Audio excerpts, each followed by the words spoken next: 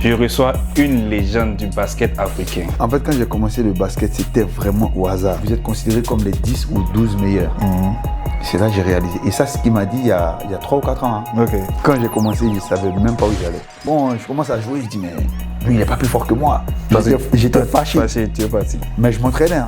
C'est même pas une décision stupide que j'ai prise, mais Il y avait les conditions quand même. Il y avait tout, mais je ne sais même pas pourquoi je refusais. Je te jure. You know what time it is.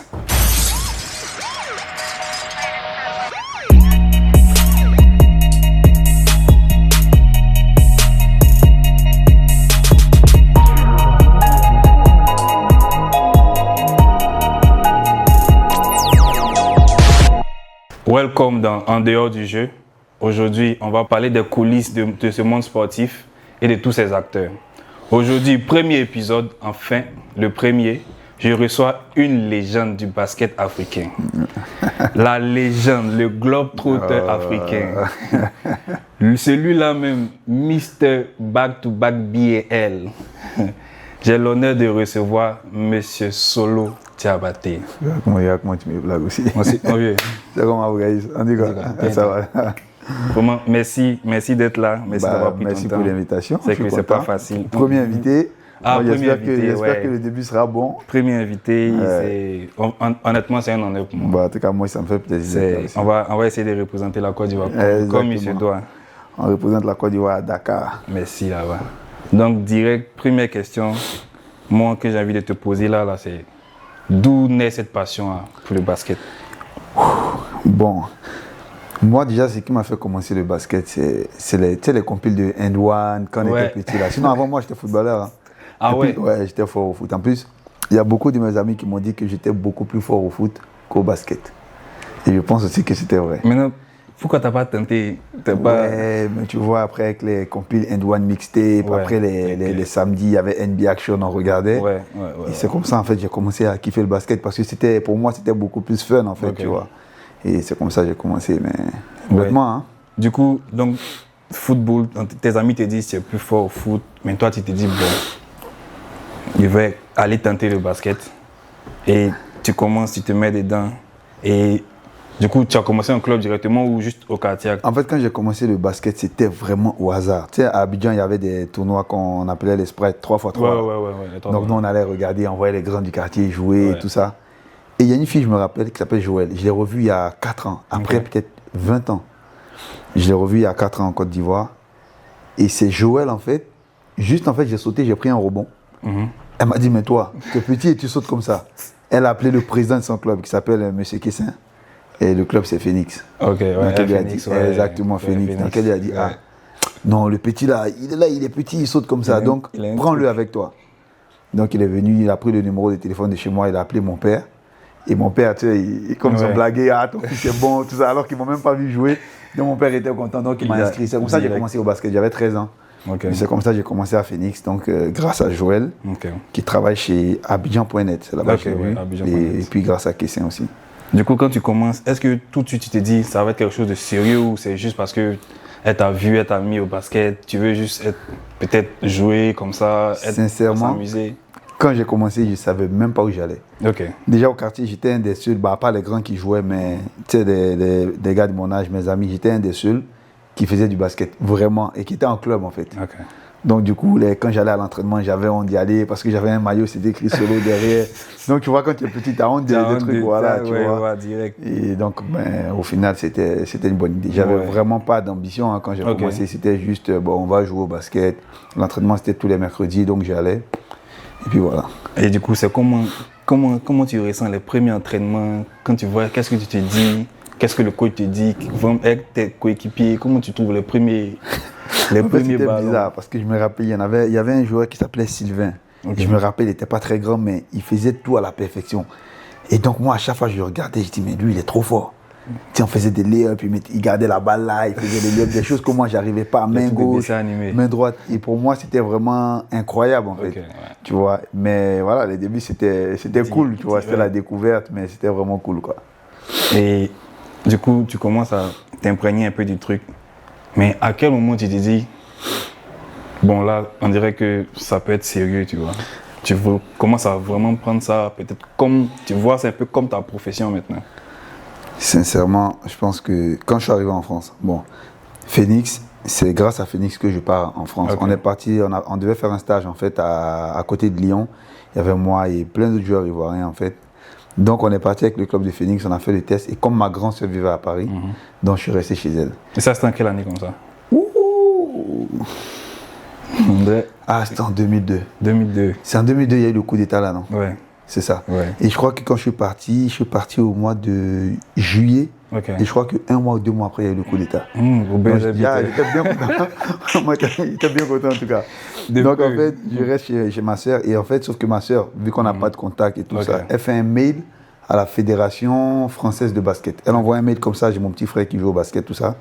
Sauf qu'il y a Michael Totti, qui est ivoirien, qui a joué dans le club de Charenton. Et comme il avait laissé une bonne image là-bas, donc automatiquement ils se sont dit, bon, ça se trouve que tous les Ivoiriens sont comme Totti. Et c'est comme ça Charenton répond. Ah ouais. Et du coup, je suis allé, ils m'ont pris tout de suite, hein, je n'ai pas fait de test, rien du tout. Et je ne savais pas si j'allais jouer en cadet région ou en cadet France. Du coup, juste parce qu'il y avait un de tes prédécesseurs qui était ivoirien, qui a laissé une bonne image. Exactement. Du coup, direct. Comme quoi, tu vois, la chance, tu vois. Ouais, après, c'est Dieu, hein, moi je suis très croyant. Mais, bien sûr, bien sûr. Mais tout le temps, j'ai dit à Totti, en tout cas, c'est grâce à toi que vraiment j'ai pu rentrer. Le Big Totti. Voilà, c'est ça, mon gars Mike Totti, qui sera un très très bon coach, qui est déjà un très bon coach et qui je pense qu'il sera un très très très grand coach. Super. Ouais. Du coup, le gars il te prend, pas de test. Pas de test. Il me prend, donc après je m'entraîne pour savoir si je vais jouer en cadet région ou en cadet France. Et finalement, j'arrive à jouer avec le cadet France. Ok. Et ça va, ça se passe bien. J'ai des coéquipiers qui sont sympas. Tu vois, tous les week-ends, ils me prenaient, on allait manger au McDo. Tu sais, tu viens d'arriver de Côte d'Ivoire. Tu es un peu gaou, tu n'as pas trop l'argent, tu vois. Ma soeur me donnait 20 € par mois. Donc, tu vois, un week-end chez eux, j'allais au McDo. Il y avait des petits menus à 5 €. Donc, voilà, on mangeait ça. En tout cas, c'était cool. C'était la bonne époque. Ouais. C'est une bonne découverte. Et c'est comme ça que ça commence. Hein. Mais malgré ça, je n'ai pas d'ambition de devenir pro. Ok, donc pour le moment, c'est toujours encore au stade. Voilà, je joue jouer. Et je me dis, bon, si j'arrive à intégrer un centre de formation, pour moi, ça aurait été la réussite, tu vois. Et c'est comme ça que les choses sont. Maintenant, du coup, c'est ton premier voyage? Non, j'avais voyagé avant. J'étais déjà venu en France. Quand j'ai commencé le basket, la première année, j'ai fait l'équipe nationale c'était des Benjamins, tout de suite. Et on est venu en France, on a fait un stage à Adre, c'est à côté de Calais, dans le Nord. Et on est reparti. Et c'est là, après moi, je suis revenu encore, à l'âge de 14 ans. Mais du coup, comment tu vois cette transition-là de ton petit quartier, de Phoenix, tout ça, là maintenant tu commences à arriver chez les Blancs, derrière l'eau, comme on dit. Derrière l'eau. Comment tu trouves les gars là-bas? Comment tu vois le basket de là-bas? Est-ce que tu sens une différence entre le basket de là-bas et chez nous? Non, bon, déjà, quand à Abidjan, tu joues sur comment ça s'appelle, sur le goudron. Ouais, parce que moi, mes parents n'avaient pas les moyens. Donc, des fois, tu vas jouer pieds nus. Tu vas peut-être te taper du Zénith. Tu vois, non? Taper du Zénith, ils ont acheté. Si tu as coupé les tapettes là, on va te dire, bon, on va voir le cordonnier. Bref. Et tu passes de ça et tu arrives en France où les entraînements, c'est dans les salles. Tu vois, il y a du parquet. Ça change. Ouais. Tu vois.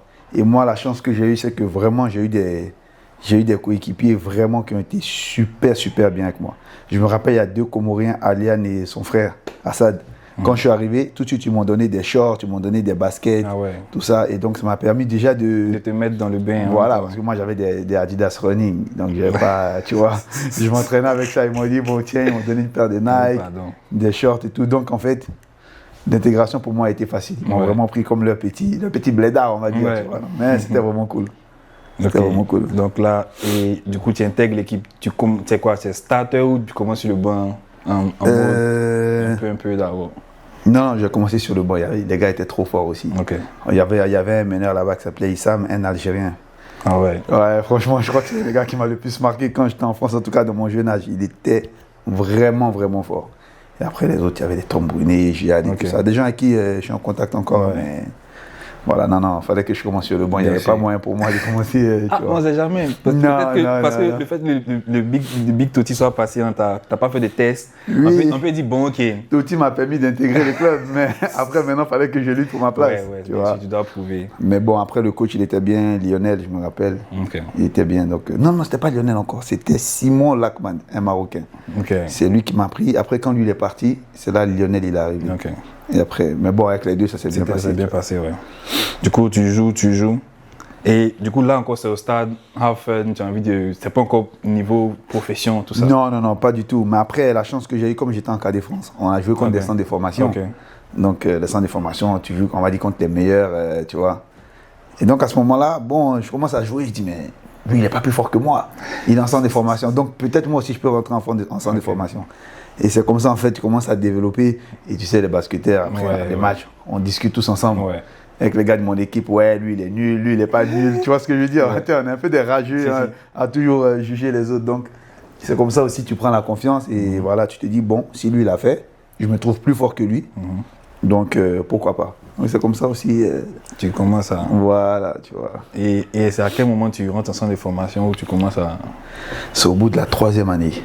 Je me rappelle parce que ma 3e année cadet, je m'entraînais avec les N3. Okay. Et je jouais aussi avec eux, tu vois. Et je me rappelle, j'ai même mis un buzzer buteur à un match avec les N3. Pour moi, c'était. Tu vois. Les actions, tu repenses à ça. Oui, parce que je me rappelle, j'ai pris la balle, il y avait tous les anciens. Remise en jeu, ils étaient tous fermés. J'ai pris la balle, j'ai accéléré, j'ai fait un flotteur. Je marque, on gagne. Ouais. Et pour moi c'était un truc de ouf. Tu vois, c'était un truc de ouf, tout ça. Après, le coach il m'a dit, ouais, c'est n'importe quoi. Tu rates, tu vois, tu es puni, mais là, tu marques. Tranquille. Tu vois, voilà. Et après, quand j'ai fait mes années cadets, surtout ma dernière année, le fait de m'entraîner aussi avec les N3, ça m'a beaucoup aidé. Et là, quand je montais sans des formations, je faisais des bons matchs. Et je me rappelle, il y a Nancy et Dijon qui m'avaient contacté. Okay. Donc je suis allé à Nancy, mais à Nancy, il y avait déjà Seydou Njoya. C'était un peu le même profil que moi, mais qui était beaucoup plus jeune. Donc il n'y avait pas intérêt et tout. Et donc après, à Dijon, je suis parti, ça s'est bien passé et tout ça. Et est-ce qu'à ce moment-là, c'est quoi? C'est un contrat ou c'est juste... En fait, ils cherchaient un jeune qui pouvait s'entraîner avec les pros. Juste ça. Voilà. Et moi, j'arrive, je fais les tests, je fais les entraînements et tout. Je me rappelle Jean-François Evette, qui était le coach des Espoirs à l'époque. Lui, il m'aimait bien. Il m'a dit, Solo, pour moi, c'est validé. Okay. Il fallait que Jacques Monclar, qui était le coach des pros, valide aussi, parce qu'il fallait que je m'entraîne avec les Espoirs et les pros. Donc, il fallait que le coach des pros valide. Ouais. Donc, il vient à un entraînement. Après, moi, je suis petit, tu vois, fougueux et tout. Thomas. Il est resté 10 minutes. Et il est parti. Moi, je me suis dit, bon, là, c'est chaud, le gars. En fait, non, je me suis dit, ce qu'il a vu, il n'a pas kiffé, tu vois. Parce qu'il est resté 10 minutes. Il a vu quoi en 10 minutes? Ouais. L'entraînement est fini. Après, le coach espoir, il me dit, bon, Jacques, il a dit que c'était bon.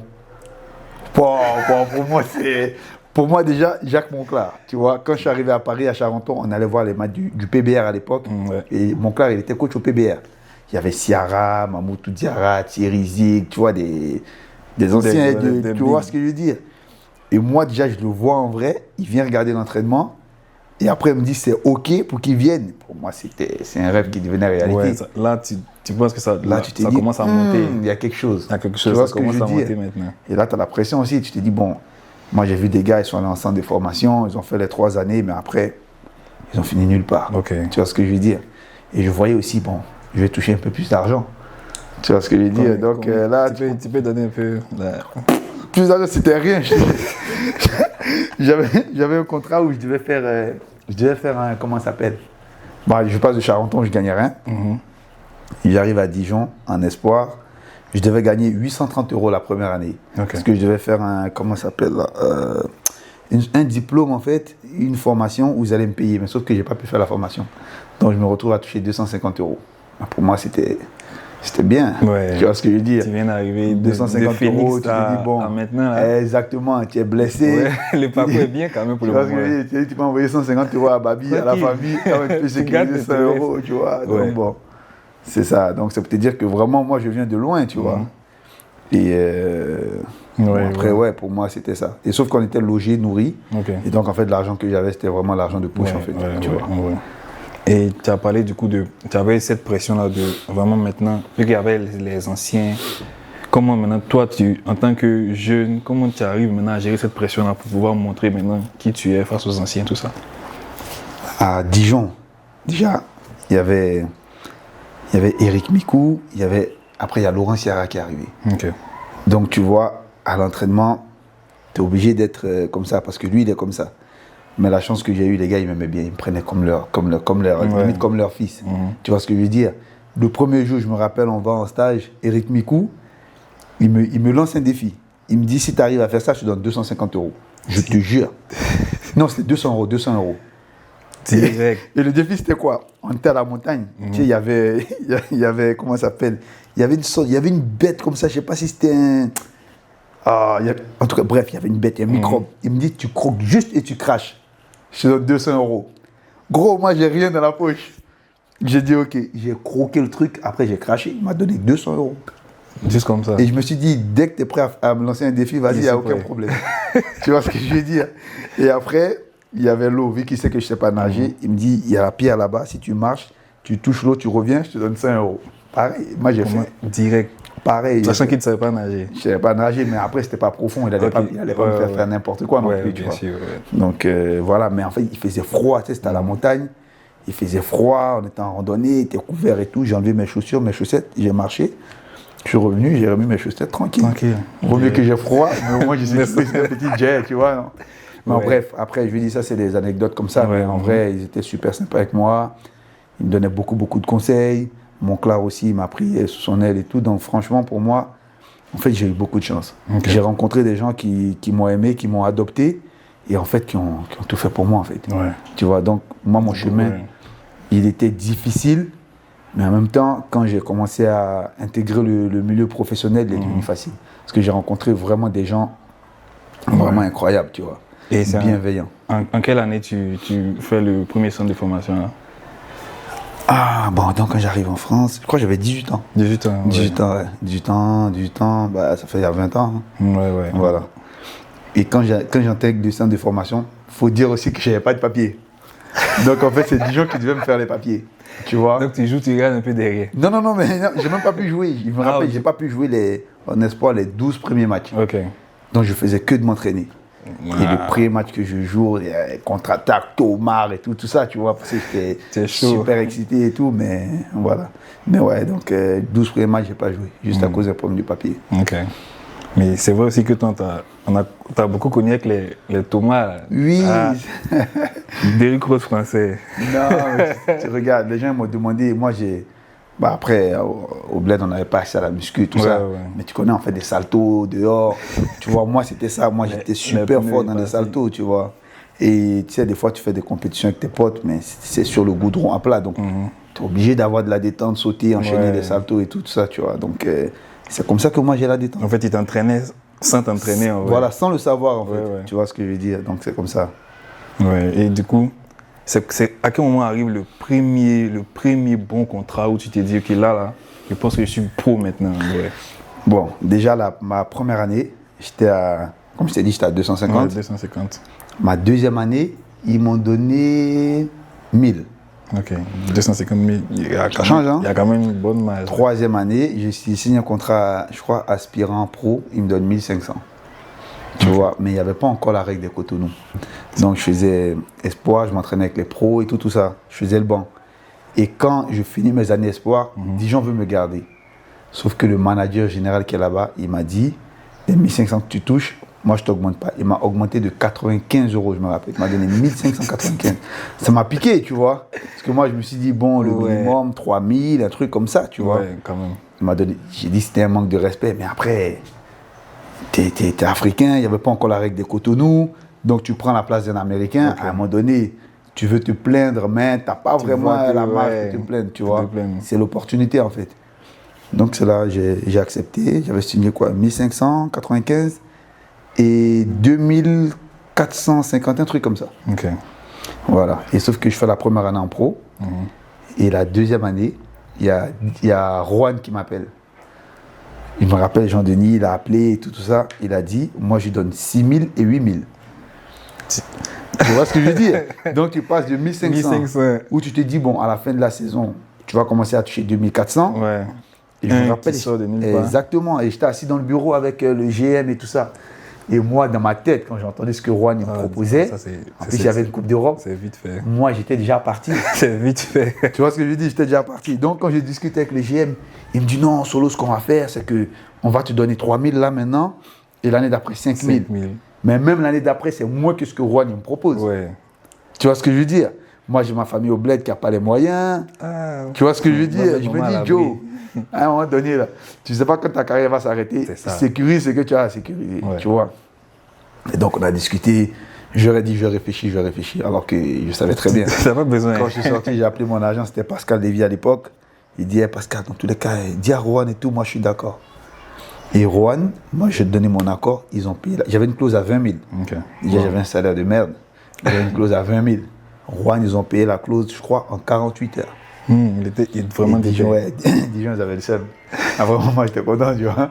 Et donc, je suis allé à Rohan, et je crois que c'est vraiment à partir de ce moment-là que ma carrière commence. Ok. Ouais. Donc, là, tu es en mode, ok, je peux être pro. Enfin, je suis pro maintenant. Exactement, je suis pro. Après, il faut dire qu'à Dijon aussi, les coachs m'ont donné ma chance. Je joue à peu près 8 minutes par match. Ouais. Dans 8 minutes, tu as le temps de montrer que tu peux défendre, des trucs comme ça. Et à Rohan, il y avait Marco Pellin qui était avec moi. C'était Marco le meneur. Jean-Denis m'a dit, tu viens, tu vas jouer entre 8 et 12. Tu vois, pour moi, c'était bien. On fait une Coupe d'Europe, tu sais, c'est bien, je touche beaucoup plus d'argent, tu vois ce que je veux dire. Ouais. Et en plus, Rohan, à l'époque, tout le monde disait que c'était une ville de basket, tu vois. Donc, je suis allé à Rohan, tout ça s'est bien passé. Sauf que Marco, il avait des problèmes de genoux. Okay. Et lui, il voulait se faire opérer pour revenir. Le club ne voulait pas qu'il se fasse opérer. Donc, problème. Au final, il se fait opérer. Okay. Et sauf que moi, je prends la place d'un Américain. On avait déjà tous les Américains, donc ils ne pouvaient plus recruter. Okay. C'était soit on me vire, on ramène un Américain, ou bah, on se débrouille avec le petit. Et Jean-Denis a dit, bon, là, on joue le titre, mais avec Solo, bon, il ne pourra pas. C'est vrai, j'étais jeune. Donc, on joue le maintien. Tu vois ce que je veux dire? Et mon premier match titulaire avec Rohan, c'était à Orléans. Orléans, à l'époque, tu avais Aldo Curti, tu avais des Cédric Bex. C'était compliqué, tu vois. Ouais. Et j'arrive, je fais 8 points, 6 rebonds, 6 passes. Et on gagne. Et à partir de ce moment-là, on a fait, je me rappelle, 9 victoires d'affilée. Tu vois ce que je veux dire? On a fait 9 victoires d'affilée. Donc, les objectifs, ils ont été revus à la hausse. Tu vois ce que je veux dire? Lui. Exact. Donc, ça a commencé comme ça et tout. Ouais. Et en milieu de saison, Rohan, il me propose une revalorisation sur ma deuxième année et une année supplémentaire. Ah, là. Tu vois ce que je veux dire? La vie a changé. Donc, en fait, c'est comme ça que ça pour moi, c'est ça.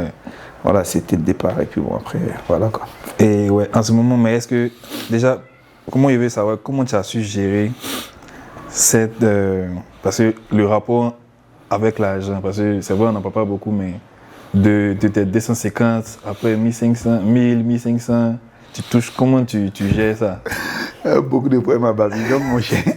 Le jam, viens, tu vois pas clair dans le jam. Tu vois que le jam, c'est comme ça. Mais bon, après, c'est ça. Tu sais, après, moi, la chance que j'ai eue, c'est que j'étais bien entouré.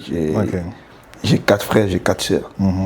Tu vois, on est 9 chez nous. Donc, du coup, c'est tout le monde, j'ai pas me dit tout le monde a son mot à dire, mais tout le monde a son mot à dire, tout le monde donne des conseils, tout ça. Et comme il y a ma grande sœur qui était là, donc en fait, c'était elle un peu, ma maman ici qui gérait et tout ça, mais après, c'est pas des millions non plus, hein, mais c'est beaucoup d'argent, tu vois, ça a changé beaucoup de choses pour moi. Et du coup, à quel moment tu t'es dit, par exemple, tu dois prendre un appel? Parce que tu as dit que à un certain moment, tu as appelé ton agent, mais à quel moment tu te dis, est-ce que c'est toi qui te dis tu dois prendre un agent ou c'est peut-être l'équipe qui te conseille? Est-ce que toi tu penses à tout ça à ce moment-là? Non, après tu sais les agents aussi quand tu commences à évoluer, tu démarches un peu. Ouais, ok. Et tu vois, et Pascal, depuis que j'étais à Dijon en espoir, il venait voir ses joueurs, donc il discutait avec moi.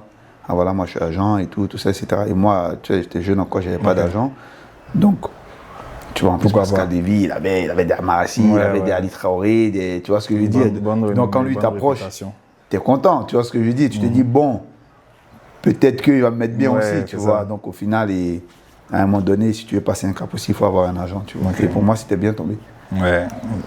Et du coup, la saison est terminée. Il y a eu ce qu'il devait avoir. Et à quel moment arrive la sélection nationale? Est-ce que c'est pendant toutes ces années-là où... La sélection nationale, elle arrive assez tôt, mais c'était avec Monclar justement. C'est l'année où je fais ma première sélection, c'est Monclar qui est coach. Et ce que j'ai oublié de dire aussi, c'est que quand il a commencé à me faire jouer en pro, je me rappelle, un soir, tu sais, j'avais des amis à Dijon, on traîne ensemble tous les soirs. Un soir, je prends le scooter d'un pote, je roule, je fonce dans une voiture qui est garée. En fait, je prends un virage, mais à je sais pas combien, je fonce, boum, déchirure. Ah ouais. Ouais, donc j'ai été out pendant 4 mois, sauf que j'ai menti au club, j'ai dit que j'étais tombé dans les escaliers. Ah. Je sais qu'ils n'ont pas cru, mais ils n'avaient pas de preuve. Ouais. Tu vois, t'es petit et mon client m'a dit oui, mais t'es con. Et là, je commençais à te faire confiance. Tu commençais à jouer, et après, tu vas faire des bêtises. Comment ça, tu tombes dans un escalier et tu te fais une déchirure. Les déchirures, j'ai eu 3 cm et 6 cm quand même. Wow. C'était beaucoup, hein. 4 mois out. Ouais, 4 ou 5 mois, un truc comme ça, ouais, 4 ou 5 mois. Fini la saison, donc tu vois. Et malgré ça, quand il prend l'équipe nationale, malgré ça, dès que je reviens, bah, il m'appelle. On avait la Coupe d'Afrique en Angola. Ok. Il m'appelle, je reviens, donc je fais pas ma rééducation, mais en fait, je me remets en route avec eux et tout ça. Et après, je fais la sélection. On perd en quart de finale. Ouais. Mais pour moi, voilà, c'était le début. Tu vois, donc c'est Monclar qui me donne la chance en pro. Et c'est encore lui qui m'intègre à l'équipe nationale, tu vois. Et à partir de ce moment-là, bah, chaque année, bah, on m'appelait les différents coachs qui sont venus. Parce qu'après Monclar, je crois qu'il y a eu un autre coach de Dijon qui était Randoal Desarzins. Donc, c'était mon coach après Monclar. Donc, lui aussi m'a rappelé et ainsi de suite. Comme ça, jusqu'à aujourd'hui. Et du coup, première sélection, quand on t'appelle, tu vois ça comme une fierté ou comme une responsabilité? Parce que c'est le pays, c'est vrai que... Jusqu'à aujourd'hui, je ne sais pas. C'est une bonne question. Pour moi, en fait, c'est dans l'inconscience. Ouais. Juste, tu vas, quoi. On m'a appelé. Ok. Tu t'en vas jouer. Il m'a fait la Coupe d'Afrique. En fait, donc, tu te dis même pas que... Ah non, c'est le pays, il doit les représenter. Tu sais, moi, je suis light sur beaucoup de choses. Okay. Un peu trop light, tu vois. C'est quelque chose d'important, c'est une fierté. Tu veux juste jouer au basket. Il y a un ami à moi qui s'appelle Solo aussi, qui m'a dit... Il m'a dit, Solo, est-ce que tu te rends compte que quand tu appelles en équipe nationale, ça veut dire que parmi tous les Ivoiriens, vous êtes considérés comme les 10 ou 12 meilleurs. C'est là que j'ai réalisé. Et ça, c'est ce qu'il m'a dit il y a 3 ou 4 ans. Hein. Il y a 3 ou 4 ans. Et c'est là que j'ai réalisé, j'ai dit, mais... Dans toutes ces années, là, mon frère, tu viens, tu joues comme ça et tu as l'impression que c'est normal. Ouais, ok. Alors qu'en vrai, c'est incroyable. Ouais, de fou. Tu vois, et quand il m'a dit ça, c'est là que j'ai gratté un peu ma tête, je me suis dit, ouais, mais il dit Solo, tu as raison. Hein. Mais en fait, c'est incroyable. Il y a juste 3-4 ans, sachant que. Je te jure, il y a 3 ou 4 ans, il m'a dit ça. Sachant que tu as fait combien d'années en équipe nationale? Longtemps, aujourd'hui, ça fait presque 20 ans. Non, c'est un truc de fou. Tu vois ce que je veux dire? Toi, tu y vas. Moi, j'y vais. Tu veux juste maquiller tes paniers ou quoi? Exactement, tu vas, tu kiffes, tu passes un bon moment, il y avait une bonne ambiance, on rigolait bien et tout. Donc, en fait, tu vois même pas, en fait, les enjeux ou l'importance ou la chance que tu as d'être à ce niveau-là. Tu vois ce que je veux dire? En tout cas, pour ma part. Ouais. Je sais pas si c'est sûr. Merci. Tu joues avec Stéphane, c'est les premières années, là, Stéphane? On a joué, dès le début, dès le début, je crois que... Ouais, ma première sélection, c'était en 2007. Okay. Ouais, dès le début, il était déjà là. Il était déjà là. Et c'est le gars qui me dit, quand tu me lances les alley-oops, là, lance ça au niveau du carré blanc. Et je me rappelle, quand il m'a dit ça, je l'ai regardé, fou lui ou quoi, tu vois. Et la première fois que je lance un alley-oop, je lance au niveau du carré blanc. Le gars, il prend, il fait un tomard arrière. Et je dis, mais c'est qui? Tu vois ce que je veux dire? Ouais. Et voilà, à partir de ce moment-là, on a développé notre vidéo alley-oop, tout ça. Il y a tellement de vidéos. Solo alley-oop, Stéphane. Oui. Solo alley-oop. En fait, c'était devenu comme... Non, c'était normal. Lui et moi, à chaque match, il fallait qu'on fasse un alley-oop. C'était vraiment... tu vois. Et le pire, c'est qu'on se parlait avant de le faire. Okay. Donc, je savais à quel moment. Il me dit, hey, Solo, regarde, là, quand tu fais ça, lui, il est laide. Donc, envoie. Donc, je savais très bien, même dès que je montais la balle, je savais très bien que j'allais appeler un système, mais je sais très bien ce que j'allais faire. Okay. Et lui, il était prêt. Donc, en fait, on avait ça. En fait. Chaque match, il y avait... Ouais, c'est devenu un automatisme. Voilà, tu vois. Ouais. Et du coup, sélection, toi, en mode... Toi, tu veux juste jouer. C'est ça. Et après, ça continue. Et à ce moment-là, quand, du coup, à ce moment en club, tu es où, à quel moment? En quelle année et à quel moment tu es? J'étais à Dijon encore. À Dijon, à Dijon encore, comme je t'ai dit, il y avait Monclar. C'est l'année où je me blesse. Et quand je reviens, mon club, il est coach de l'équipe nationale. Il m'appelle quand même malgré ça. Tu vois, alors que je suis en train de reprendre et tout ça. Après, à ce moment-là, il n'y avait pas beaucoup de joueurs qui voulaient venir. Il n'y avait pas trop de trucs, tout ça. Donc, mais c'était cool. Et après, tu reviens sur le terrain, toujours à Dijon. Après, tu fais combien d'années à Dijon, j'ai fait mes 3 années espoir. J'ai fait une année en pro. Et après, je suis parti à Rouen. Ok. Voilà. Et à ce moment-là, tu regardes pas un peu la NBA, enfin, quand il dit que tu regardes pas un peu la NBA en termes de est-ce qu'il peut aller jouer là-bas? Parce que c'est vrai que tout basketteur au moins a ça dans l'arrière de la tête. Oui, mais après, tu vois, des fois, tu te dis, je peux aller jouer en NBA. Tu parles comme ça aux gens. Après, quand tu te couches tout seul, tu regardes, tu te dis, est-ce que vraiment je peux aller? Tu vois ce que je veux dire? Et moi, j'étais un peu dans le truc comme ça, mais jamais vraiment parlé. Sauf en 2011, je suis parti avec Bouna Ndiaye. Et c'est le premier qui m'a fait partir aux États-Unis pour aller m'entraîner et tout ça. Et après, les coachs là-bas, ils avaient bien kiffé, tu vois. Et mais après, quand moi je reviens, je dis, mais Bouna, il faut que tu m'emmènes au States pour aller m'entraîner et tout ça. Et après, les coachs là-bas, ils avaient bien kiffé, tu vois. Et mais après, quand moi je reviens, je dis, mais Bouna, il faut que tu m'emmènes au States pour aller faire des Summer League, des trucs. En fait, à un moment donné, tu perds la logique, en fait. Lui, il m'a dit, Solo, c'est un processus. Tu as fait une bonne année, fais une deuxième bonne année, on parle un peu, on fait un peu de boucan et tout ça. Moi, je me suis dit, vas-y, le gars. En plus, Bouna, avant, il avait une réputation il a des joueurs NBA, donc les autres petits Français ou joueurs qui jouent dans le championnat français, ils s'en occupent pas. Tu vois. Et donc, moi, j'avais ça en tête. Au lieu de me faire ma propre idée et tout ça, il m'a fait partir au stage. J'ai rien payé. Hein. Rien payé. Va voir. Oui, il m'a tu vois, je suis parti, va t'entraîner et tout, tu vois comment c'est, tu reviens, tu fais une année, et après, tu vois, on essaie de voir ce qu'on peut gratter. Après, moi, je dis non, Bouna et tout, non, tu vois. Et j'ai essayé de partir avec d'autres agents. Ça a un peu cassé le truc. Mais quand tu vas, tu vois, est-ce que tu ressens la différence? Oui, dans les entraînements. Après, j'ai pas eu forcément la chance de faire des rencontres avec des autres joueurs, mais oui, dans les entraînements, tu vois que c'est différent, tu vois. Et moi, c'était la première fois d'aller m'entraîner avec des coachs, pas individuels, parce qu'on était un groupe. Il y avait Jean-Michel Mipoka et tout ça, il y avait Aginsa, on était parti, il y avait Hortel aussi à cette époque-là. Et voilà, donc... du coup, tu reviens à Dijon? Non, je reviens à ce moment-là... Oui, là, tu as changé de club.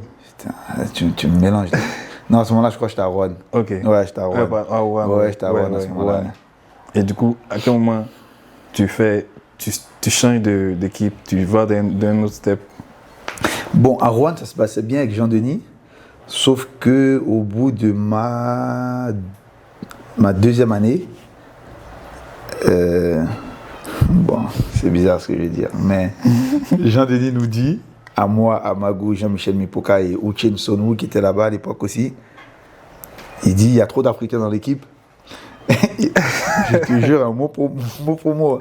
Il a dit, il y a trop d'Africains, en gros, on est trop entre nous, tout ça, donc ils vont en laisser 2.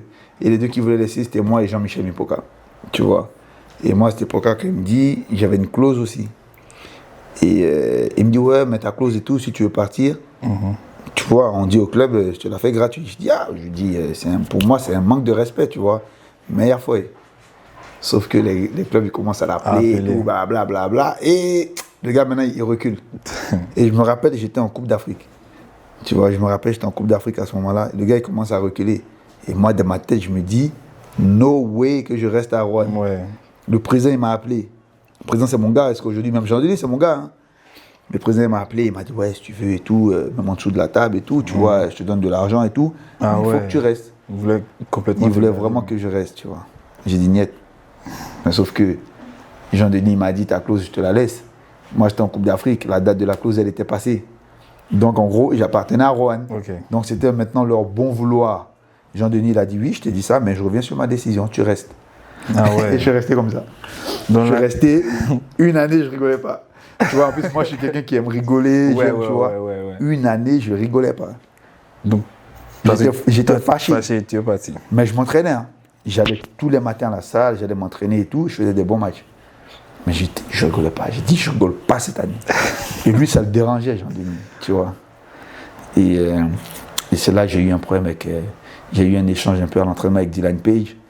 Et après, c'est parti loin. Le club m'a viré. Okay. Tu vois, ils ont voulu me virer. Et donc, j'attendais juste... ils m'ont mis à pied. Donc, j'attendais juste ma lettre de licenciement. Et je me rappelle à l'époque, il y a Pau qui m'a appelé. Ils m'ont proposé plus d'argent. Il y a Nancy aussi qui voulait que je vienne à cette époque-là.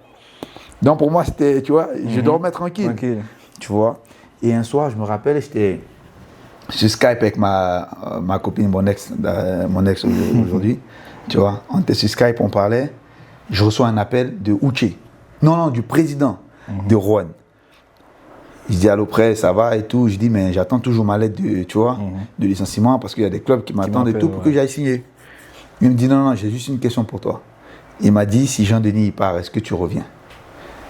J'ai bégayé, j'ai dit il m'a dit je te rappelle vendredi, il a coupé comme ça. Simple, te laisse réfléchir. Je dis à mon ex, je dis mais attends, t'as entendu? Et du coup, j'appelle Uche, parce que Uche, c'était mon gars et tout, et c'était le boss un peu de l'équipe.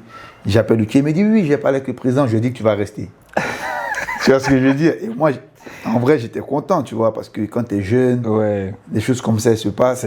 Et franchement, aujourd'hui, j'étais pas en tort. Par rapport à Dylan Page, j'étais pas en tort du tout. Mais tu vois, le truc qui s'était passé avec Jean-Denis, par rapport au fait qu'il voulait me libérer, je suis resté. Après, mon attitude, elle n'était pas mauvaise, mais elle a changé. Quelqu'un qui rigole tout le temps et au final, qui vient, qui tire la gueule tous les jours. Même si tu fais des bons matchs, c'est dérangeant. Je sais avec le recul. Mais c'est ce que je voulais aussi. C'est ce que je voulais provoquer. Je voulais les mettre mal à l'aise. Tu vois ce que je veux dire? Quand t'es con, t'es con. Hein, t'es jeune, t'es con aussi, tu vois. Et donc, du coup, après, c'est comme ça, Jean-Denis part. Il y a un nouveau coach qui vient. C'était qui? Luka Pavicevic. C'était un Monténégrin. Donc, il vient. Et avec lui, ça s'est bien passé aussi, mais c'était compliqué. C'était compliqué. Aïe. C'était chaud. Tous les joueurs qui l'ont eu, ils ont dit, ils connaissent, mais c'est difficile. Ah ouais, c'est ça. C'est difficile, tu vois, c'est trop carré, c'est trop rigide, non, tout est robotique, quoi. Les gens de coach fermés, en mode, je suis le coach. C'est ça. Tout. Et sur le terrain, t'as pas vraiment de liberté. Tu respectes le système de A à Z. Ouais. Tu vois, donc en fait, tu es frustré, en fait. C'est comme si tu joues, on te met, tu vois. On te met, tu joues avec un frein, tu vois. Tu peux pas bien t'exprimer. Exactement, à l'entraînement, tu rigoles. Why you laugh? Pourquoi tu rigoles? Tu sais, avant les matchs, les matins, tu fais le shooting, tout ça. Avant d'aller à l'hôtel, il y a l'autre équipe qui arrive. Tu as ton pote qui joue, tu le check. Il te prend la tête. Pourquoi tu check le gars alors que tu vas jouer contre lui ce soir? Ah, mais c'est mon gars, on n'est que le matin, frère. Tu vois ce que je veux dire? Il y a une autre vie après le basket. C'était compliqué. Mais lui, il m'a appris beaucoup de choses. Il m'a appris beaucoup de choses, tu vois. Après, il faut être sérieux aussi. Et lui, il m'a appris ça. Il m'a appris même beaucoup de lectures, de plein de trucs et tout. Donc, franchement, c'était bien, au final. Ouais. Et là c'est en quelle année actuellement? Là. Je crois qu'on est dans les années 2000 quelque chose avant, entre 2009, 2010. Tu vois, des trucs comme ça, mais je crois plutôt... Ah non, même plus. Parce que après, quand je fais Rouen, c'est après Rouen que je vais à Nancy. C'est ça, donc à peu près, même 2011. Hein. 2011. Ouais, 2011, 2012, à peu près, c'est ça. Et là, toujours dans ton parcours, là, tu veux... En fait, tu ne cherches pas à changer, tu veux toujours rester en Europe ou... Non, moi, je voulais partir. Tu sais que j'avais eu des propositions en Turquie à cette époque-là. Mais après, la Turquie, on me disait, il y a beaucoup d'argent. Mais je me rappelle, ils m'avaient proposé 14 000. Je me suis dit, ils se foutent de ma gueule, tout ça. Je touchais même pas ça en France. En fait, tu sais, quand tu es petit, tu es gourmand. Ouais, tu veux les choses trop vite et tout ça. Et c'était des erreurs. C'était des erreurs. J'ai fait beaucoup d'erreurs. Je suis content de ma carrière. Et aujourd'hui, je suis en Afrique, je suis bien, mais tu vois, j'ai fait beaucoup d'erreurs et tout ça et tout. Mais voilà. Après, quand je vais à Nancy, en 2013, je fais une super année. Je finis All-Star. Tu vois, je crois que je suis le meilleur marqueur français et meilleur passeur du championnat. C'est un truc comme ça. Et là, je vais à Los Angeles pour aller faire des tests et tout. Et là, les LA, ils m'ont kiffé. J'avais pris un peu en maturité. Je suis arrivé, athlétique, et jeune, je sortais d'une bonne saison, confiance et tout, tu vois. Et en fait, il me fallait ma lettre de sortie pour pouvoir faire la Summer League. Parce que pour faire la Summer League, tu es obligé d'être free agent. Tu vois. Et moi, j'avais une année de contrat avec Nancy encore qui restait. Et Gravine, il me proposait 3 ans. Tu vois ce que je veux dire? Sauf que l'agent qui m'a fait partir aux États-Unis, c'était un agent américain. Et l'agent qui m'a trouvé le contrat à Gravelines, c'était Peja Materic. Du coup, toi, tu veux couper? Moi, je ne veux pas couper. Moi, j'ai dit, bon, ok, je suis à Nancy, je connais les gars de Nancy, il faut qu'eux, ils me fassent la lettre de sortie, parce que je les connais déjà. Comme ça, je vais faire ma Summer League. Et après, on verra si je signe à Nancy ou pas. Si jamais ça ne se passe pas, si je reviens à Nancy ou si je vais à Gravelines. L'agent m'a dit, non, Peja, il m'a dit, ouais, mais l'agent américain, il te blague et tout, et ça. Parce qu'au début, j'étais encore dans les entraînements. Et quand ils ont vu que c'était sérieux, et que maintenant les gars d'LA, ils ont fait la demande de lettre de sortie, là, ils ont vu que c'était sérieux. Et ils ont bloqué. Qui a bloqué jusqu'à aujourd'hui, je ne sais pas. Peja, ma soeur, son mari, ils ont appelé Peja, ils ont appelé les gars de Nancy. Et je me rappelle à Nancy, à l'époque, le président, Christian Fra, qui est décédé maintenant, malheureusement, c'était l'oncle à mon ex. Ok. Donc moi, je me dis, bon, c'est pour ça que j'ai voulu rester à Nancy et avoir la lettre de sortie. Je me dis, bon, lui, il va me la faire plutôt qu'un nouveau club qui me propose 3 ans. Est-ce qu'ils vont accepter de dire, on te propose 3 ans, tu es bien payé. Donc, avant même que tu joues un match, on te fait une lettre de sortie. Okay. C'est bizarre, tu vois. Mais sauf que, mauvaise idée. Mauvaise idée, donc ils ont bloqué. Je suis allé à LA, là, j'ai fait des entraînements, tout était bien, j'ai parlé avec le GM et tout, il avait kiffé. Il voulait me voir à la Summer League. Niet, je suis resté là-bas. Et après, je suis rentré. Forcément, tu as eu le seum. Ah ben oui, c'était difficile parce que juste après ça, en plus, on va jouer l'Afro basket en Côte d'Ivoire, c'était en 2013, en Côte d'Ivoire. Ouais. Donc j'arrive, tu sais, tu passes de LA où tu dis, j'aurais pu faire la Summer League, où j'avais une touche vraiment pour la NBA, parce qu'à ce moment-là, j'étais bien, tu vois. Et tu viens à l'Afro basket. T'es un peu débuté. Ah, c'était difficile, hein. C'était difficile, mais après, voilà. Mais du coup, comment tu arrives à gérer ces moments sombres là? Parce que tu t'es dit, tu étais à ça, les joueurs en NBA quand même. Tu sais, moi je suis musulman et je suis très pratiquant. Okay. Donc moi je me dis, Dieu il fait rien pour rien. Ouais. Moi ma logique c'est quoi? Je me dis Dieu est juste. Donc tout ce que Dieu fait, pour moi c'est juste. Okay. Donc s'il y a quelque chose qui se passe, que ce soit en bien ou en mal, je me dis c'est juste. Ou voilà. Donc à ce moment-là, je me dis c'est sûrement une bonne chose pour moi. Okay. Parce que j'aurais pu aller en NBA et après dévier. Hein. Ouais, ça c'est vrai, tu vois, tu commences à gagner de l'argent. Peut-être que j'allais pas faire mes prières, peut-être que j'allais me concentrer trop les femmes, la vie. Je sais pas, peut-être que j'aurais, tu vois, j'aurais dévié. Donc au final, je me dis bon, tout ce que Dieu fait bon, peut-être qu'il a voulu sûrement me préserver de quelque chose.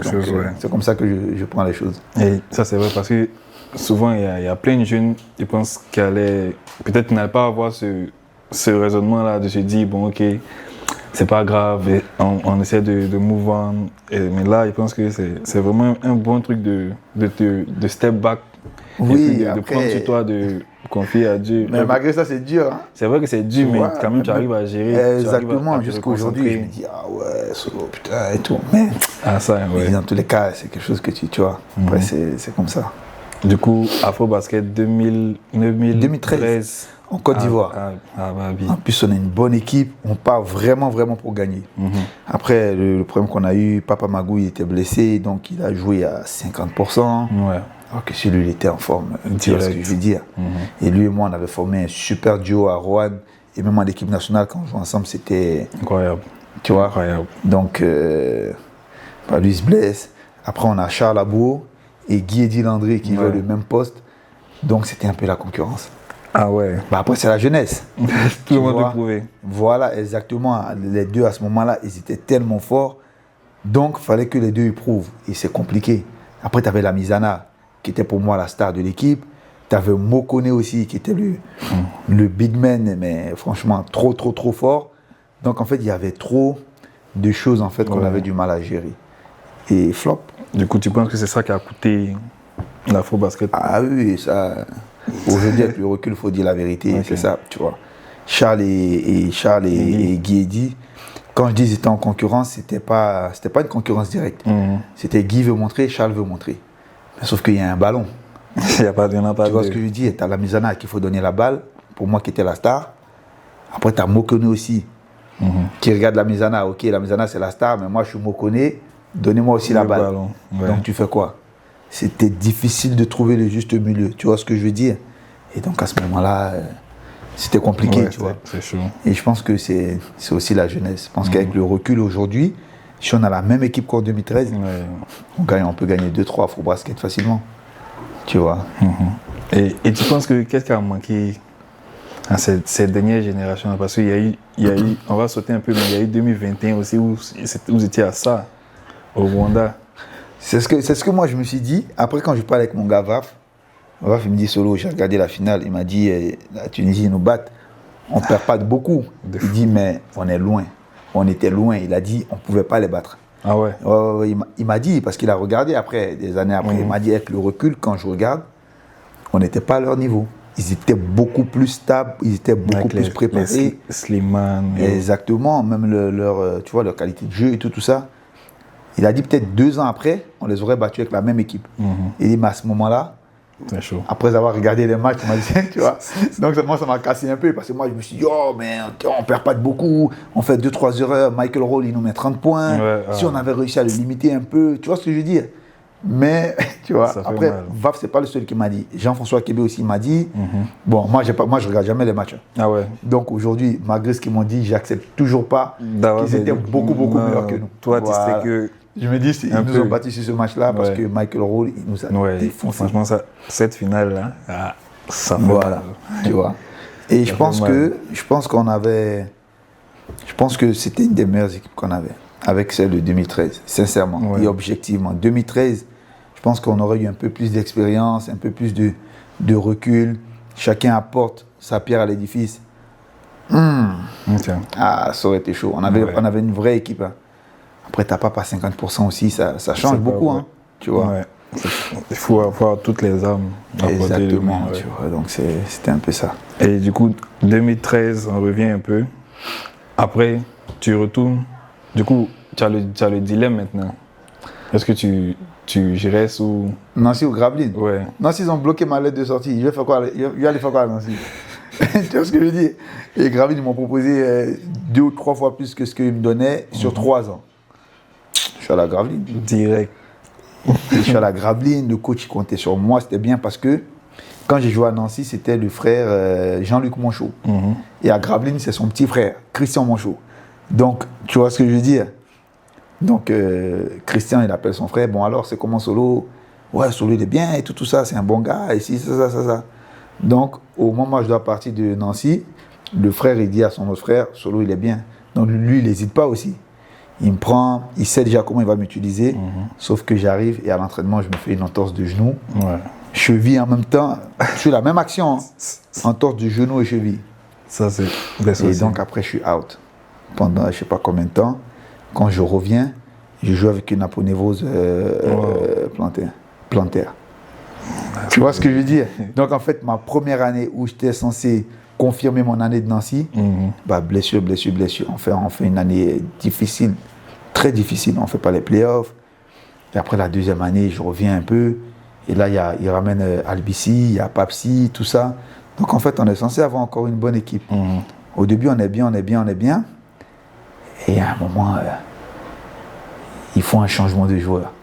Je ne me rappelle plus quel poste ils avaient changé.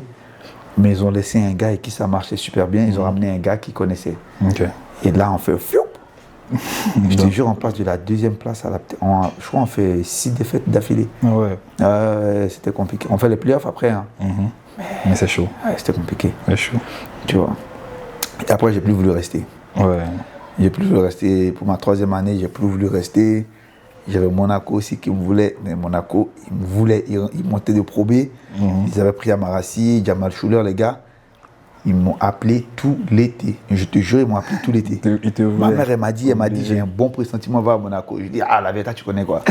Et la vérité, quand tu es couché à bien ici, toi, tu connais quoi le basket? Non, va à Monaco, j'ai un bon pressentiment, tu vois? Donc, je suis pas allé à Monaco, j'ai pas écouté ma mère. Tu vois ce que je veux dire? Et Monaco, ils m'ont appelé, je me rappelle, même j'étais à Abidjan encore, on avait fini un entraînement de l'équipe nationale de GM, il m'a dit, Solo, bon, c'est comment quoi, tu vois? Et moi, pour le casser, je dis, ouais, mais ce que tu me proposes la première année, c'est pas bon, tout ça, etc. Il m'a dit, mais t'inquiète pas, la 2e année, on rattrape. Ouais, donc je disais, Monaco, ils m'ont appelé tout l'été. Je me rappelle, j'étais à Babi en plus, on avait un entraînement, je finis l'entraînement, je vois le GM, il m'a appelé. Donc je le rappelle, il me dit, c'est comment et tout ça, tu vois.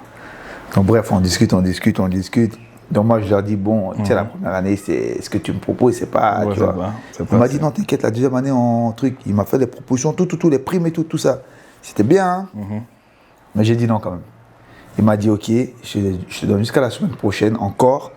Et voilà, si à partir de là, il n'y a rien, bah, tu vois, nous, on bouge, quoi. Et moi, je ne l'ai pas rappelé. Il m'a rappelé, il m'a dit, c'est comment? J'ai dit, I'm sorry, tout ça. Et c'est là ils ont pris Yacouba Ouattara. Parce qu'il m'avait dit, bon, si tu ne viens pas, on a une option, on va prendre Yacouba Ouattara. Mais je te jure, ils m'ont attendu tout l'été. Incroyable. Ouais, ils voulaient vraiment te signer, en fait. Voilà. Et aujourd'hui, voilà Monaco, voilà Soro. Monaco, tu vois ce que je veux dire? Il y a comment ça s'appelle? Il y a, quand on était au Maroc, ma grande sœur, elle était là, elle était venue me voir. Elle m'a dit ça. On discutait comme ça de ça, du passé un peu.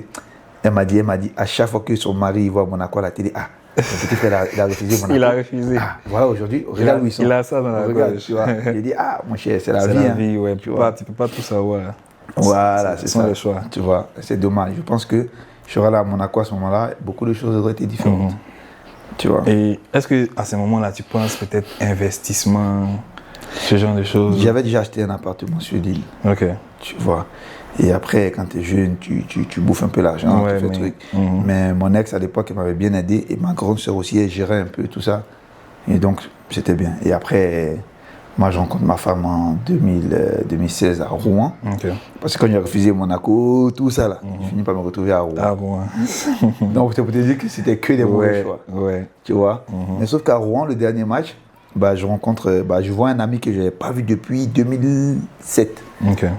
Qui me dit qu'il vient au match avec une amie à lui, et tout ça, etc. et tout. Ok, tu vois. Tu vas juste faire ton truc. Voilà, moi, il fini de jouer et tout. Après, je la vois, hein. Bonjour, bonsoir. Mais le mot, en fait, elle m'a dit, vas-y, t'es nul et tout ça. Comme ça, on se connaissait même pas. Tu vois, et on a commencé à parler. À parler, ouais, direct. Comme ça, on s'est vu et 4 mois après, on s'est mariés. Ah ouais. 4 mois après, on s'est mariés. Vite, hein. Et aujourd'hui, ça fait 10 ans et 4 enfants. Perds pas le temps. Voilà. Vite. 10 ans et 4 enfants aujourd'hui. Ouais. Et donc, au final, je suis pas là à Monaco, mais en Rouen, on va dire, a été la meilleure chose de ma vie. Quand même. Et du coup, comment est-ce que tu te vois à ce moment? Est-ce que tu penses que, par exemple, tu te dis, tu dois travailler ton image pour peut-être recevoir des marques, des sponsors, ce genre de trucs-là? Est-ce que tu penses business ou toi, tu es juste en mode basket? Ouais, tu sais, en fait, moi, je suis quelqu'un de très timide. Okay. Très timide, très, très enfermé. J'aime bien avoir ma vie. Et en fait, j'ai pas réussi à faire la différence entre ta vie privée et le sport, le business. Tu vois ce que je veux dire? C'est ce que j'ai pas réussi à faire à ce moment-là. Okay. Et même jusqu'à aujourd'hui, tu vois, maintenant, j'essaie de faire des choses un peu, tout ça, par rapport à ça, parce que beaucoup de gens m'ont conseillé ça, aussi avec la balle. Le fait que je sois africain, qui a grandi en Côte d'Ivoire, qui est allé jouer en Europe et qui revient encore en Afrique. Tu vois, donc, j'ai tout connu en fait. Et tu vois, j'essaie avec tout ça de... Mais est-ce que tu avais conscience que tu te disais, par exemple, le joueur peut être un produit, peut se vendre, peut avoir cette image-là qui doit travailler, ou tu t'es... C'est les gens qui m'ont dit ça. Okay. Après, comment les gens te perçoivent? Toi-même, tu te vois pas comme ça. Ouais. Tu vois ce que je veux dire? Donc, quand les gens me disent, ouais. Tu vois ce que je veux dire? Et ça pour moi, c'était de passer du « Ah, j'ai compris ce que tu as dit, tu as raison à poser les actes. Et c'est ça, maintenant, c'est ce gap-là que... Tu n'as pas apprécié. Exactement. Mais est-ce qu'il y a des sponsors qui t'ont approché quand même pour j'avais eu des contacts. Tu sais, à un moment-là, il y a Lining qui me donnait des trucs. Hein. Okay. Quand j'étais à Gravelines, il me donnait des trucs. Et après, tu vois, quand je me suis blessé, après je suis parti, ça a changé beaucoup de choses, tu vois. Quand j'étais à Dijon aussi, à un moment, Pascal, il avait réussi à gérer Nike, il me donnait des trucs et tout ça, c'était bien. Mais Lining, à l'époque, je pense que ça aurait été vraiment bien. Ouais, parce que je pense que ça montait. Ça montait et tout ça, tu vois. Et c'est moi qui n'ai pas su surfer sur la chose, tu vois.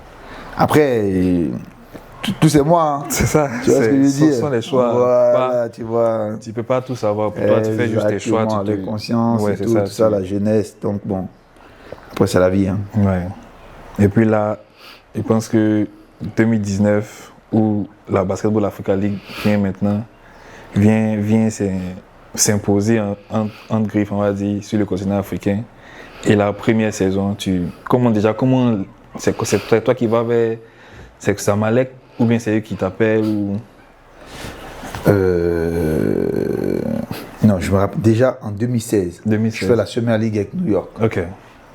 Et la Summer League, j'avais encore, tu vois ma douleur que je t'avais dit, j'étais blessé à grave, mon aponévrose, elle n'était pas soignée. Mais je fais quand même la Summer League avec eux. Et ils m'avaient kiffé parce qu'ils m'avaient suivi toute la saison quand j'étais à Rouen. En fait, je traînais la blessure. Hein. Et Summer League, c'était bizarre, tu vois. Mais malgré ça, ils voulaient me faire revenir. Et bon, après, je sais pas ce qui s'est passé. Ça n'a pas été le cas. Okay. Tu vois ce que je veux dire. Donc après, il y a Pesaro en Italie qui m'avait proposé un contrat, je me rappelle. Ma femme m'a dit, prends. J'ai dit, non, j'ai pas confiance.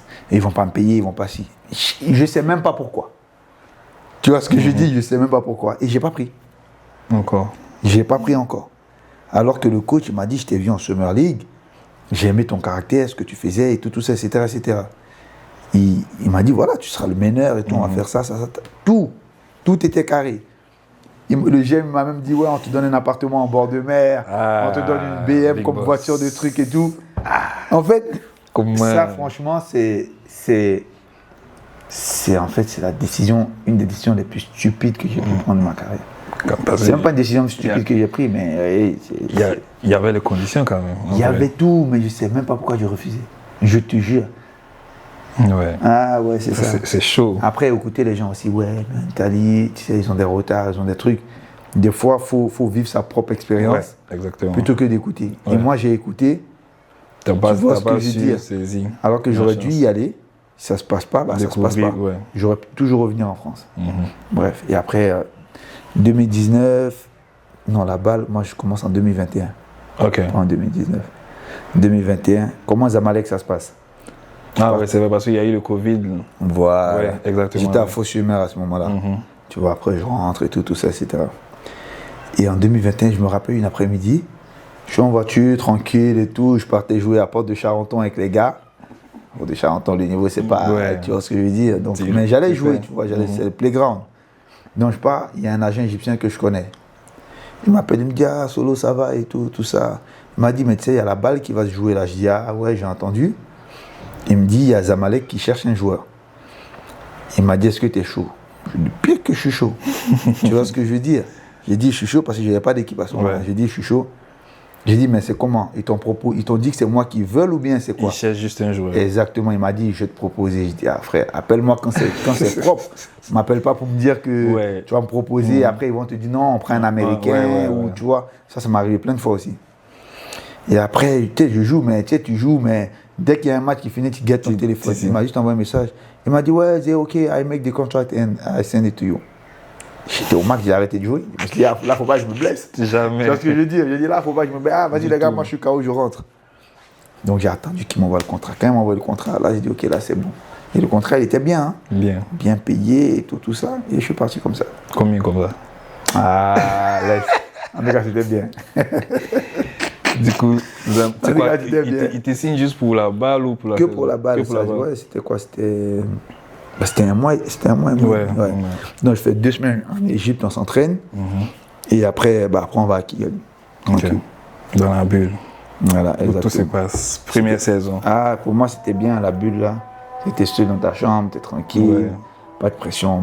On nous ramenait à manger tout le temps. Ah ouais. Du coup, dans la bulle, la BL, première saison. Ça se passe bien. Zamalek. Franchement, c'était cool. Déjà, c'est quoi l'entente avec les... Déjà, c'était ta première fois en Égypte? C'était ma première fois. Comment tu trouves l'ambiance avec la team, le coach? Franchement, depuis que je fais la balle, c'est vrai que c'était court. Après, peut-être parce que c'était court, mais je trouve que c'est une des meilleures équipes avec laquelle j'ai joué. Ah ouais. Parlant de la balle et même de ma carrière. Ok. Tu vois ce que je veux dire? C'est des gars, ils étaient vraiment cool, on a rigolé. En fait, il y avait une bonne entente. Chacun savait ce qu'il avait à faire. Non, c'était vrai. Pour moi, du début à la fin, c'était bien. Et en plus, on a gagné. Tu vois. Franchement, première saison, champion direct, c'est clair que c'est... Ah oui, c'est clair. Surtout qu'on n'était pas favori. Parce que quand tu vois Monastir, les joueurs qu'ils avaient, l'équipe qu'ils avaient, on a réussi à les battre quand même. Tu vois.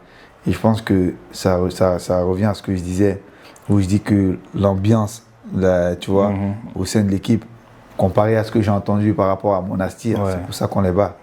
Sinon, Monastir, à ce moment-là, ils sont 100 fois plus forts que nous. Je me souviens d'être devant la télé, il a snappé, il a filmé comme ça. Après, il a mis une story, c'était tagué solo, Diabaté, tout. Bon?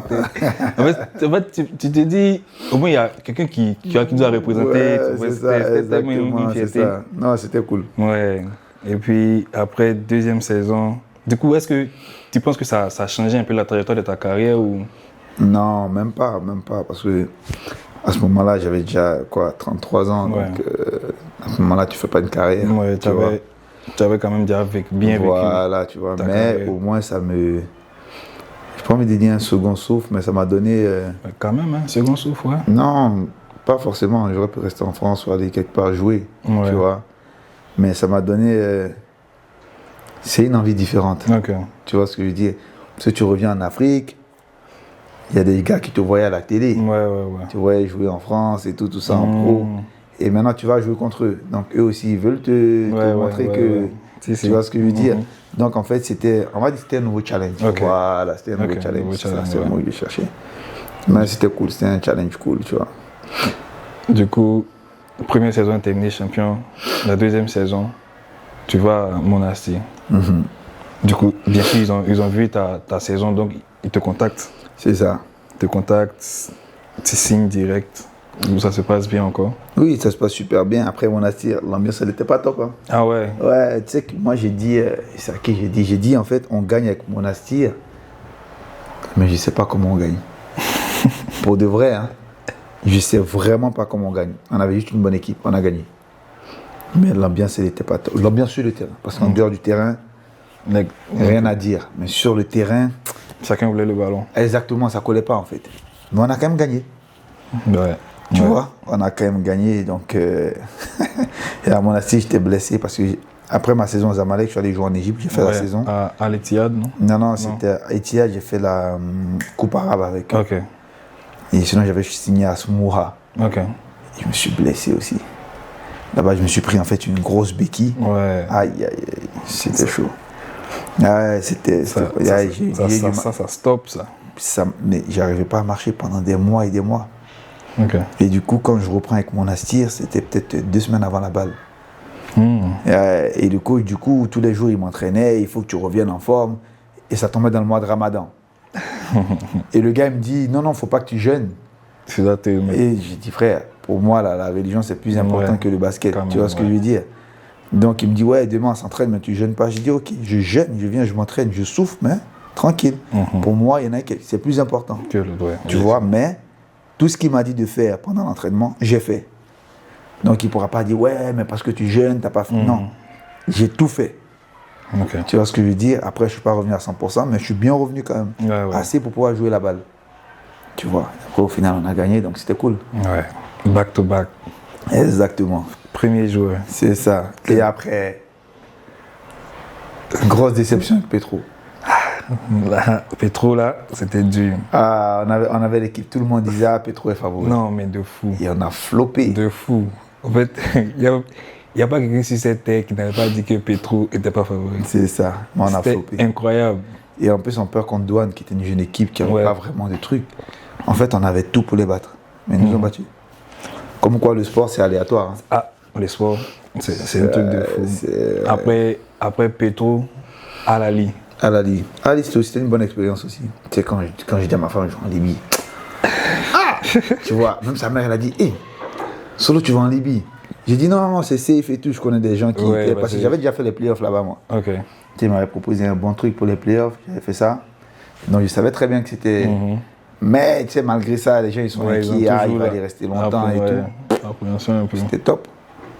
Je suis parti, c'était bien. On a fait une bonne équipe. Le coach était cool. On a fait un stage en Serbie. Non, il y a tout qui était bien. Ils payent bien. Ils sont en retard, 1 semaine, 2 semaines. Mais ils vont te payer, tu vois. Quand même, ça vient. Exactement. Mais c'était cool. Et puis, vous perdez contre Petro. On perd contre Petro en finale. En fait, ils nous ont eu à l'usure, ces salauds. Parce que, déjà, quand je fais l'année où on flop, l'année d'après, Petro, ils veulent me re-signer. Mais moi, tu veux me re-signer, donc je demande plus d'argent. Bien sûr. Ils m'ont dit, ouais, bon, ok, on va essayer de valider ça. Et ils m'ont plus rien dit. Moi aussi, j'ai dit, bah, moi, je vous appelle pas aussi, j'ai laissé. Et à ce moment-là, j'étais mon propre agent. Ah, ok, tu n'as pas d'agent en ce moment. Non, après, quand je suis reparti à Petro, c'est ma femme qui a été mon agent. Ok. Exactement, bref.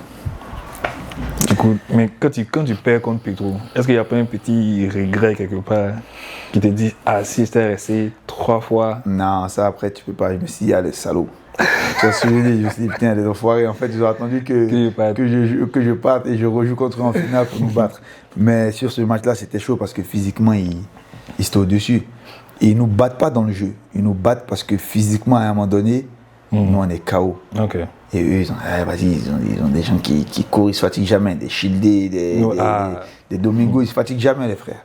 Et ils avaient une profondeur de banc par rapport à nous qui c'était trop. Ouais. Tu vois. Ouais, donc à ce moment-là, si tu regardes, en fait, à la mi-temps, on les mène.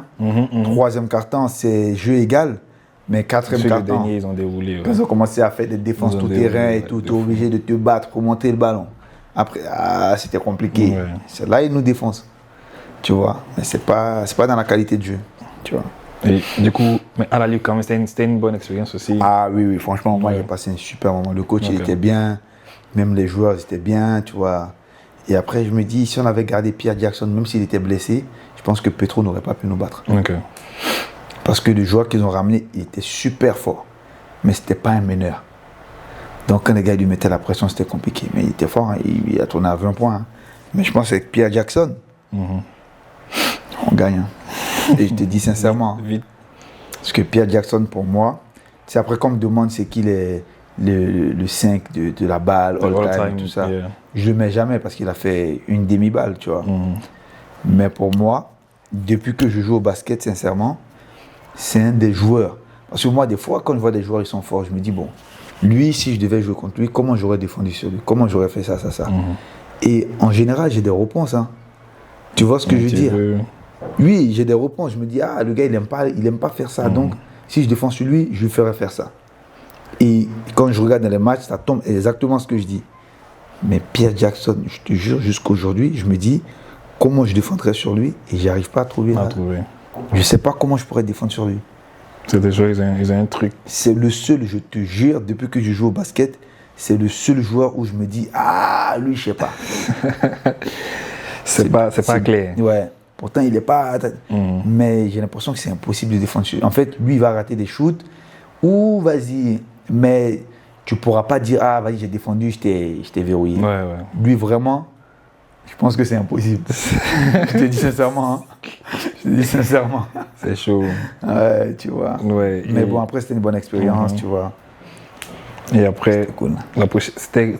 Après, à la Ligue, tu es retenu à Petro. Je suis allé à Petro et on perd en finale. On perd en finale contre une équipe libyenne, mais c'est l'autre Al. Ouais. Je me suis dit, mais qu'est-ce qui se passe? C'est quoi le truc? Tu vois ce que je veux dire?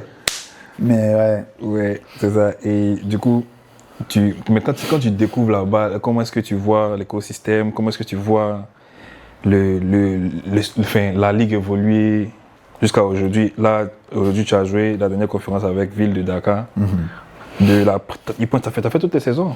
Ouais, je fais toutes les saisons. De la première jusqu'à là, actuellement, comment est-ce que tu vois la Ligue évoluer? Comment est-ce que tu vois les opportunités, même peut-être pour des jeunes qui, par exemple, qui veulent se développer dans le sport en tant que business ou en tant que sportif même? Bon, la première année, on va dire que c'était l'année de découverte. Deuxième année, pareil. Mais après, là où la balle fait un excellent boulot, c'est au niveau de la communication. Elle communique super bien, tu vois.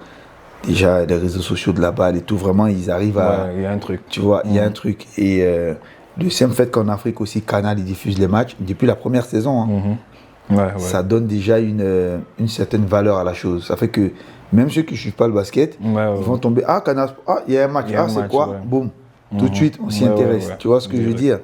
Et l'évolution déjà au niveau de la communication et tout, l'organisation que je trouve top aussi. Depuis le début, pour moi, l'organisation, bon, c'était déjà là, donc ça ne peut pas forcément évoluer. C'était déjà pour moi au top. Donc c'est bien. Et là où maintenant les basketteurs, ils en profitent, c'est que nos joueurs africains, ils peuvent déjà localement, les équipes, elles investissent plus. Donc déjà, les salaires des joueurs, ils augmentent. Tu vois ce que je dis? Ils touchent beaucoup plus d'argent. Ça fait que ceux qui n'ont pas forcément le niveau de s'exporter, ils peuvent rester à domicile, jouer, mais gagner quand même ce qu'il faut pour bien vivre. Tu vois ce que je veux dire? Donc leur statut de basketteur professionnel leur permet de vivre, d'avoir des projets et tout, etc. Parce que c'est pas tous les basketteurs ou sportifs forcément qui ont les moyens et qui ont fait des diplômes. Et qui peuvent, tu vois ce que je veux dire? Donc, en fait, le basket à ce moment-là, ça devient leur métier. Parce que les salaires aussi en valent la peine. Et aussi, pour ceux maintenant qui ont le niveau, ça leur permet de partir aux États-Unis pour aller tenter la NBA, la NCAA, ou même partir en Europe, ou partir dans différents trucs. Mais rien qu'en Afrique, si je veux parler que de l'Afrique, aujourd'hui, je pense que, vu que toutes les équipes peuvent venir à la balle, elles sont obligées de se structurer un minimum, d'investir de l'argent aussi un minimum. C'est essayer d'attirer des sponsors. Exactement, tu vois. Et donc, à ce moment-là, les sportifs africains, ils en profitent. Du coup, pour toi, c'est un peu comme un tremplin en termes d'image, en termes de communication pour les joueurs. C'est commencer à faire, j'ai fait la balle, essayer d'attirer des sponsors. Ah oui, clairement. Et j'espère qu'on aura des joueurs qui vont performer à la balle et qui feront balle NBA. Ouais. Et là, ce serait vraiment... Il y a Kaman Malouache. Oui, lui, c'est un spécimen. Lui, tu vois ce que je veux dire? Je veux dire, lui-même, même sans la balle, même s'il jouait dans le championnat local sénégalais, il aurait pu aller en NBA. Ouais, direct. Tu vois ce que je veux dire? Mais la balle, le fait que lui, il ait fait ça, en fait, ça donne aussi une autre visibilité. Et avec tous les programmes de coaching que la balle fait, avec la NBA, c'est l'année dernière, moi, j'ai fait la Summer League en tant que dans la découverte du coaching. En fait, le simple fait de faire ça aussi, on envoie aussi une image. Ouais, du coup, aujourd'hui, on voit un peu l'évolution de la ligue avec les cliniques coach, ce genre de choses. Comment est-ce que tu vois l'évolution du basket africain, même en général, pas seulement en termes sportifs, mais en termes d'opportunités, d'ouverture pour, par exemple, nous jeunes qui sont dans le milieu sportif? Comment est-ce que tu vois cette évolution-là, peut-être dans 5-10 ans comme ça? Oui, après, comme j'ai dit, si ça continue comme ça, je pense que tout le monde va en bénéficier. Parce que la balle aussi, elle fait des programmes aussi pour les coachs. Donc ça veut dire que ça peut être des coachs qui ont déjà de l'expérience, mais qui vont aller en NBA ou à la Summer League, voilà, apprendre encore plus, tu vois, ou des jeunes coachs, ou des gens vraiment qui veulent découvrir comme moi. Moi, je ne sais pas encore si je vais devenir ou pas. Donc pour moi, c'était une découverte, c'était bien, tu vois. Donc je pense que tout ça, je pense que les joueurs, les coachs, tout le monde en bénéficie.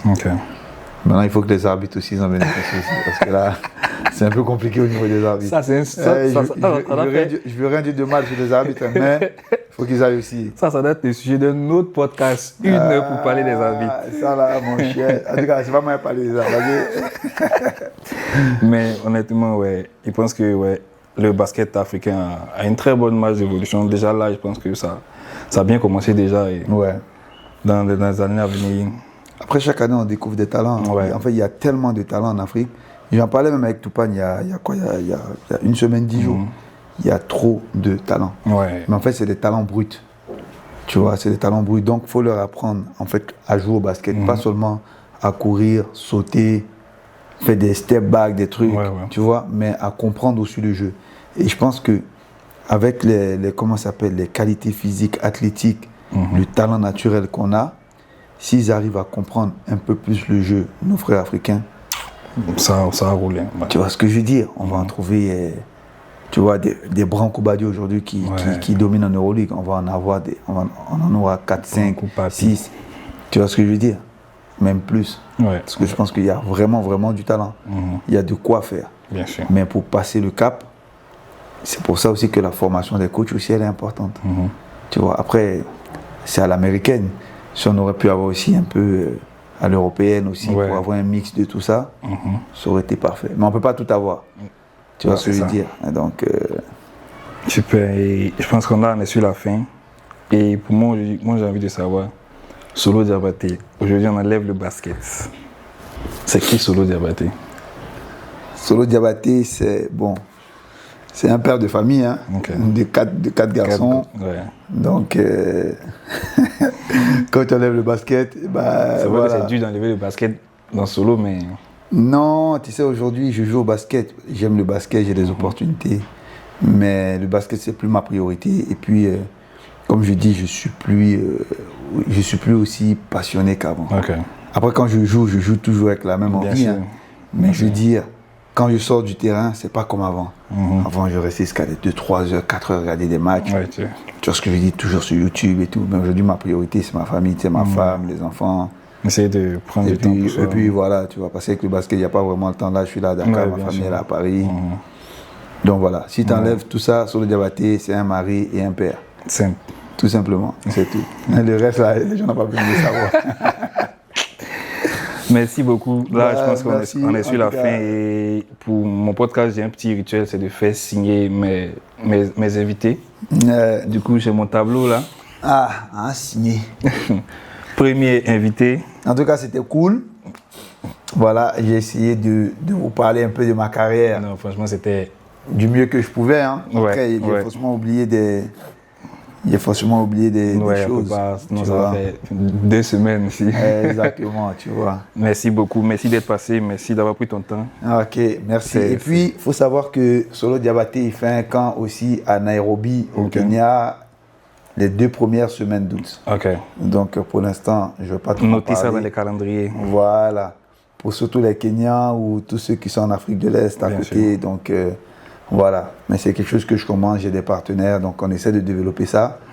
On commence au Kenya parce qu'eux ici sont basés entre les États-Unis et le Kenya.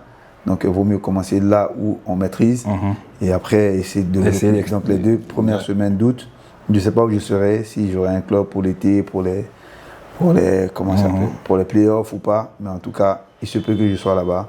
Donc, pour tous ceux qui sont intéressés, j'espère que vous allez suivre tout ça. Vous aurez plus de nouvelles bientôt. Suivez, ça arrive. Ça arrive pour...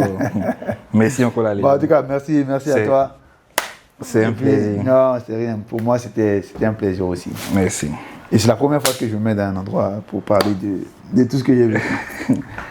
That's a wrap. Yes. That was En dehors du jeu. Merci d'avoir suivi ce premier épisode avec la légende Solo Diabaté. Suivez-nous sur toutes les pages, Facebook, Instagram, LinkedIn. Vous connaissez. Et likez. Merci.